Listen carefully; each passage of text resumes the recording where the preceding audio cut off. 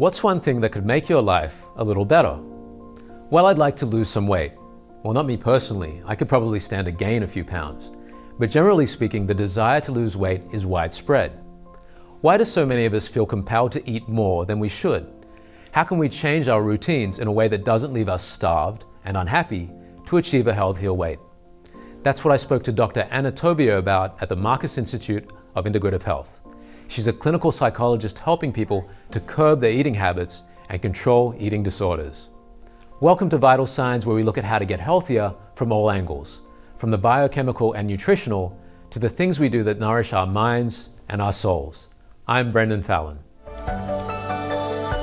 Dr. Tobia, I know that you've given a lecture, Eat More, Weigh Less, and knowing that you're a clinical psychologist, I would think this would have some kind of hypnosis slant to it or something related to that, but that's not the case. It's something else, right?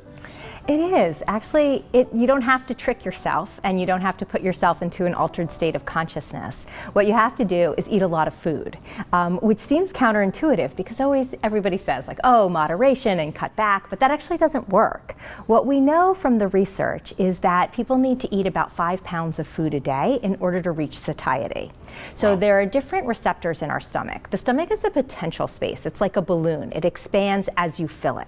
And there are stretch receptors that are in the stomach. And as those expand, those send signals to your brain of satiety or that you've had enough.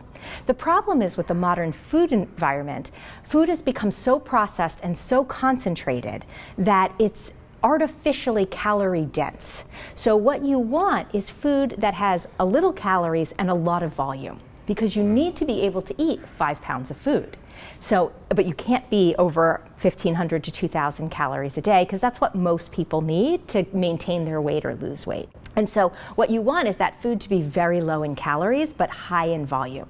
Processed food has had all the water and the fiber removed, and so it becomes super concentrated in calories. And what that means is every bite has more calories in it, because they've removed the water. So if you think about it, if you take a piece of toast, right, the wheat has been ground down into a super fine powder, and then it's been baked, so that's been dried out, and then you slice it, and then you toast it and dry it out again. And so that the calories become very concentrated.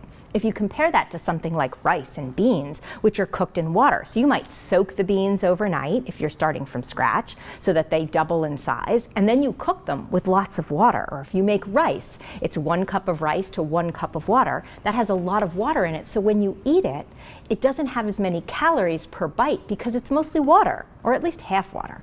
And so what you want is to have your starches be wet, so that this way they're more filled with water, and that dilutes the calories down so that each bite has fewer calories. And what you need is for each bite that you have to have fewer and fewer calories so that you can consume a lot of volume. People who try to eat less are actually very uncomfortable. It's actually hard to be hungry, and we don't like it. It's like if you imagine being in a room that's really cold and you have a sweater or a jacket, but you don't let yourself put it on. It's hard to do, and you're going to be thinking about that sweater the whole time and thinking, I'd really like to put my sweater on because I'm cold and I'm uncomfortable. And people don't like to be uncomfortable. We're not creatures that want to be uncomfortable. So what we want to do is try and get as much good as we can for as little as the bad, while expending the least amount of energy. That's called the motivational triad, and it's why we do what we do. And humans like to get a lot of the good. They like all the good things and as much of the good things as they can have.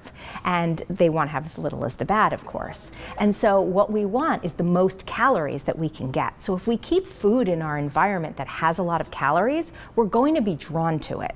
So the best way to lose weight is actually to control your environment and to keep it as clean as possible. So what you want to do is really try and eat as many of the whole natural foods that you can. So as many of the plants and the fiber and all of those things, and really limit the things that are super calorie dense, like crackers and cookies and muffins. Muffins are basically, just fat and flour mixed together and become incredibly concentrated with calories. So the best thing that you can do is to really limit what's in your environment. If you work harder on your environment than you do on yourself, you're going to be successful. There's nothing wrong with you if you're eating too much or if your weight isn't where you want it to be.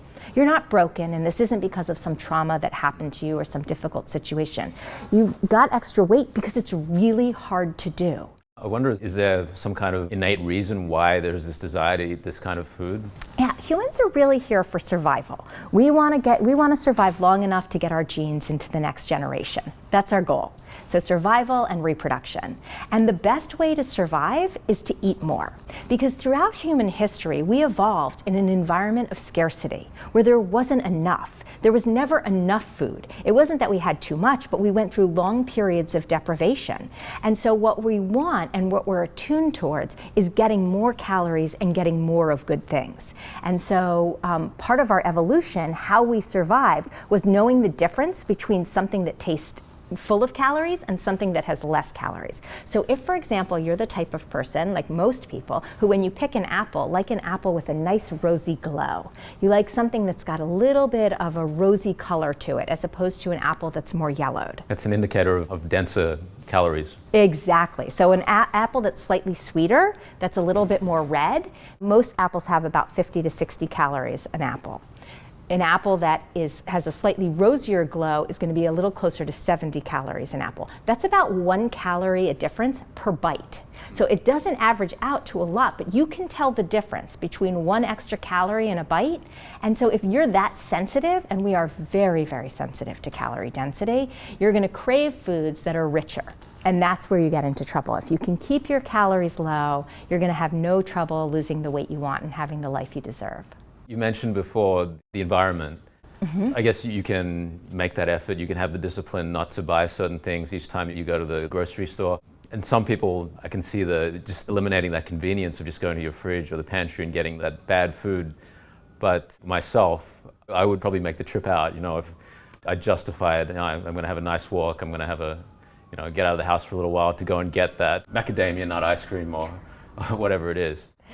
Yeah, well, one of the things is actually people really don't like to expend a lot of energy. It's why Amazon's Buy Now button is patented. It's that valuable because when you can do something instantly, you prefer that to something that takes more steps. So we actually love to conserve energy. We're creatures that like to expend the least amount of energy possible.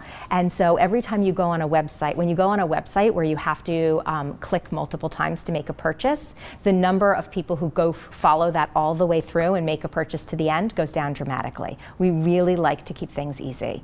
And so most people... And that's just clicking a button. And that's just clicking a button, exactly. So most people aren't going to, at the end of a long day at work, after they've already been at home, they're not going to go put their shoes on, get out of their pajamas, put on clothes, go downstairs, get in the car, go drive to the convenience store, stand in line, get the ice cream, come home, eat. Like you're less likely to do it. It's not impossible, and there are absolutely times that you're going to, but every step that you make makes it more difficult.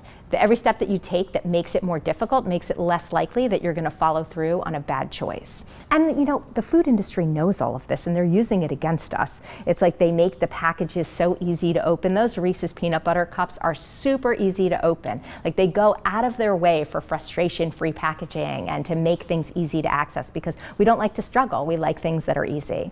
And so what I recommend for my patients is that they try and do as much work in advance of being hungry as they can.